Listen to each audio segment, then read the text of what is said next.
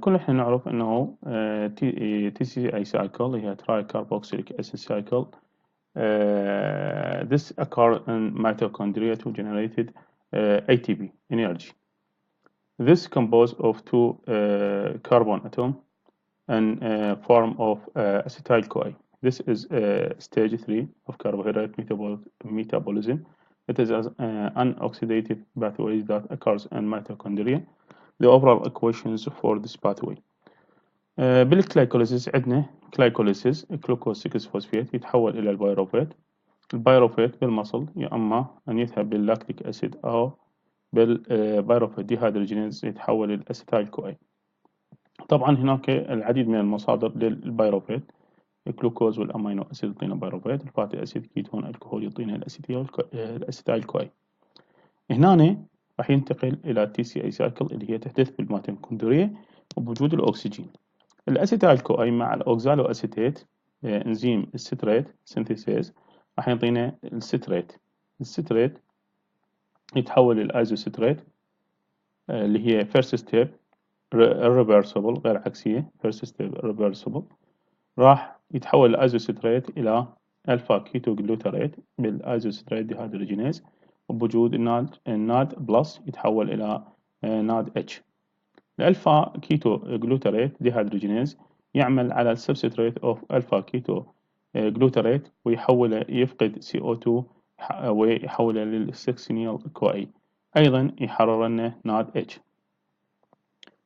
أيضا الريفرسبل ستيب. سكسينيل كوي يتحول للسكسينات بالسكسينات كوي سينثيتيز. لكن هنا اللي راح يكون ليس الأدينين دايفوسفيت. جوانين دايفوسفيت هو اللي راح يتحول للجوانين ترايفوسفيت. السكسينات يتحول لفيومريت.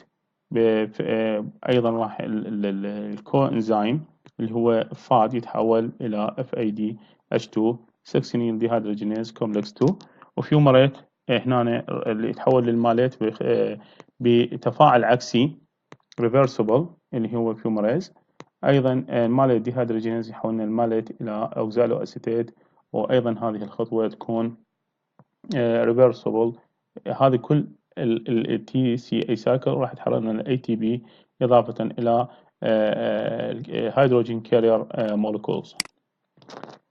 هنا هذا الشكل يبين المصدر للبيروفيت وين يدخل بالضبط. مثلا هنا البيروفيت الأسيتايل كوي أوكزالو أسيتيت ستريت. ممكن يعطينا الستريت يروح وين للفاتي أسيد أو الستيرويد هرمونز. الألفا كيتو جلوتاريت ممكن يروح للجلوتاميت ويعطينا بالترانسفيريز أمينو أسيد ترانسفيريز أذر أمينو أسيد ويروح لنا للبيورين. السكسينيل كوي يروح لنا يكون البورفرين اللي هو الجزء البروستاتيك جروبس بالهيموغلوبين. أخذناها بالمحاضرة السابقة. أذر أمينو أسيد بيورين برميدين من عن طريق الأوكزالو أسيتيت راح تعطينا الأسبارتيت وبالتالي ينتقل البرميدينات. Functions of TCA cycle: catabolism of sugars, fatty acid, ketones, bodies, alcohol and amino acid leads to formation of acetyl-CoA and CO2. إذن العمليات الإضافية اللي تحدث على الشجر، الفاتي أسيد، الكيتون بوديز، الكحول، كلها الأمينو أسيد كلها راح تعطيني أسيتايل-CoA ومعاها أغلبها يعني والCO2. The hydrogen and electron removed from acetate are transferred to NAD plus and FAD stage for energy productions. The anabolic biosynthetic of the intermediate include alpha ketoglutarate, succinate, fumarate, and malate used for the synthesis of non-essential amino acid. احنا عندنا نوعيتين من الامينو اسيد، نوع essential ناخذه بالدايت، والنون essential ممكن ان يوصلنا على الجسم عن طريق الالفا كيتوجلوتريات، السكسينات، الفيومرات، المالت اللي هي مركبات intermediate بال TCA cycle. السكسينات and oxaloacetate used in the synthesis of heme مثل ما أسلفنا and glucose. citrate used in the synthesis of fatty acid. الستريت أيضا يستخدم بتصنيع الدهون داخل جسم الإنسان. Two major signals feed information of on the rate of utilization of ATP to the TCA cycle اللي هي نسبة ال ATP to ADP ratio وال NADH to NAD plus ratio. طبعا إذا ارتفع عندنا ال ATP وال NADH هذا معناه إنه عندي وفرة عالية من الطاقة، عندي glycolysis جدا عالي. وإذا ارتفع عندي ال AD وانخفض عند ال ATP راح يكون هناك كمية طاقة قليلة، بالتالي الجسم يصير له activation لتحفيز to generate the ATP. One of the early reversible steps of the TCA cycles catalyzed by isocitrate dehydrogenase is inhibited by the high energy signals اللي هو شنو؟ إذا قلنا الناد H إذا ارتفع معناها عندي طاقة جدا عالية، بالتالي هذا راح يثبط لي الانزيم اللي هو الايزوستريت ديهيدروجينيز اللي هي الخطوة الأولى بال TCA cycle and activated وهذا الانزيم activated by the low energy signals اللي هو أيضا ADP. Gluconeogenesis تصنيع الجلوكوز is a metabolic pathway that results in the generations of glucose from non-carbohydrate carbon substrate. إذا يمكن تصنيع الجلوكوز من مواد غير كربوهيدراتية، وأقصد بها أو نقصد بها هنا الأمينو أسيد والفاتي أسيد such as pyruvate, lactate, glycerol, glucogenic amino acid and old chain fatty acid. It is one of the two main mechanisms humans use to keep blood glucose levels from dropping to low hypoglycemia. إذا حالة إمتى هاي تبدأ تصنع؟ بحالة عندما الشخص يكون عنده hypoglycemia، انخفاض مستوى السكر بالدم. وإحنا نعرف إنه بحالة الفاستنج normal range for sugars هو 75 to 115 milligram per deciliter. The other means of maintaining blood glucose levels is the degradation of glycogenolysis. إذن ممكن إنه يصنع بحالة hypoglycemic أو يصير degradation للجلايكوجين، وبالتالي يتحول الجلايكوجين إلى glucose 6 phosphate اللي يدخل بالglycolysis pathway. In vertebrates, glycogenesis take place mainly in the liver and to a lesser extent in the cortex of kidney. إذا تصنيع الجلوكوز داخل جسم الإنسان يحدث بالكبد، بالليفر والكدني.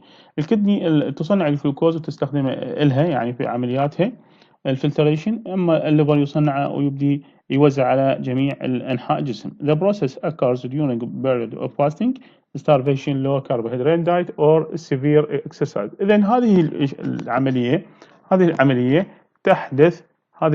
تحدث في حالة الفاستنج، السtarvation, low carbohydrate diet or severe exercise. Gluconeogenesis is also a target of therapy for type 2 diabetes, such as metformin, which inhibits glucose formation and stimulates glucose uptake by cell. إذا بعملية الدايابيتس mellitus type 2 هاي العملية راح تكون هي inhibited by metformin اللي هو العلاج اللي يستخدم للسكري، بحيث تثبط هذه العملية تكوين الجلوكوز، وبالتالي يساعد أو يزيد عملية الجلوكوز uptake من خلال الخلية. Why glucogenesis process occurs in the liver only? What is the importance of this process in kidney cortex؟ احنا قلنا كما سلفنا سابقا ان الليفر هو الماكنري اوف ذا بودي، يصنع كل المواد تقريبا اللي يحتاجها الجسم. هنا الكدني تستخدم فقط لان هي عمليات فلتريشن ما يصير تتوقف، تحتاج الى طاقه، فالكدني الله سبحانه وتعالى مخليها تصنع الجلوكوز وتستخدمه بنفسها. Glucose is necessary as a source of energy, especially for the brain and RBCs. Below the critical glucose level, less than 45 milligram per deciliter, there is brain dysfunctions, which can lead to coma and death. Even under conditions where fat may be supplying most of the calories requirement, there is allows a basal requirement for glucose. For example, glucose in the only fuel that supplies energy to the skeletal muscle under anaerobic conditions. إذا المصدر الوحيد لتجهيز الطاقة بالمصل هو الجلوكوز. Also, glucose is the precursor of milk sugars, lactose, and lacting mammary gland. احنا نعرف انه اللاكتوز هو يتكون من جلوكوز and galactose، لذلك هو المصدر الوحيد لتكوين الحليب داخل جسم الإنسان. Gluconeogenesis used to clear the products of metabolism of other tissue from the blood.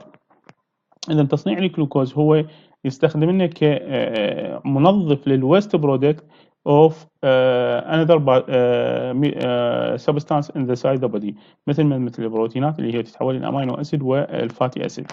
اللاكتيت produced by muscles and RBCs and glycerol produced by adipose tissue and glycolysis. إذا ذني المادتين اللي هي اللاكتيت والجليسرول يجب أن يتخلص من عندنا الجسم. يتخلص كيف؟ بتكوين الجلوكوز بالجلوكونيوجينيسيس. This pathways shows the glycolysis l'activation of glucose بإضافة ال ATP ل ADP يتحول إضافة مجموعة فوسفات. إذا أصبح هنا الجلوكوز activated. الاكتيفيتد جلوكوز راح يتحول لفركتوز 6 فوسفات بالايزومرز. الايزومر راح يكون بالالدوليز يتحول لفركتوز 1 6 بس فوسفات او كاينيز، راح يضيف مجموعه فوسفات ثانيه. بعدين ينشط الفركتوز يتحول الى 2 molecules of 3 كربون اللي هي تستمر بالجلايكوليسيس وتعطينا البيروفيت. والبيروفيت هاي كلها العملية تحدث في السيتوبلازم، ينتقل إلى الميتوكوندريا ويدخل لل TCA cycle. Regulation of gluconeogenesis. Gluconeogenesis occurs as a part of response to stress situations, fasting, starvation, prolonged exercise, and is largely under hormonal control. The major control sites are pyruvate, enol phosphate, carbon kinase, and fructose 1,6 bisphosphate. The activity of PEPCK is increased by the glucagon and cortisol and decreased by insulin. The activity of fructose 1,6 bisphosphate is also increased by glucagon and decreased by insulin. The insulin ratio to glucagon plays a major role in determining the rate of gluconeogenesis. In the absence of adequate levels of biological effective insulin, such as occurs in diabetes, increased rate of gluconeogenesis contributes significantly to the hyperglycemic.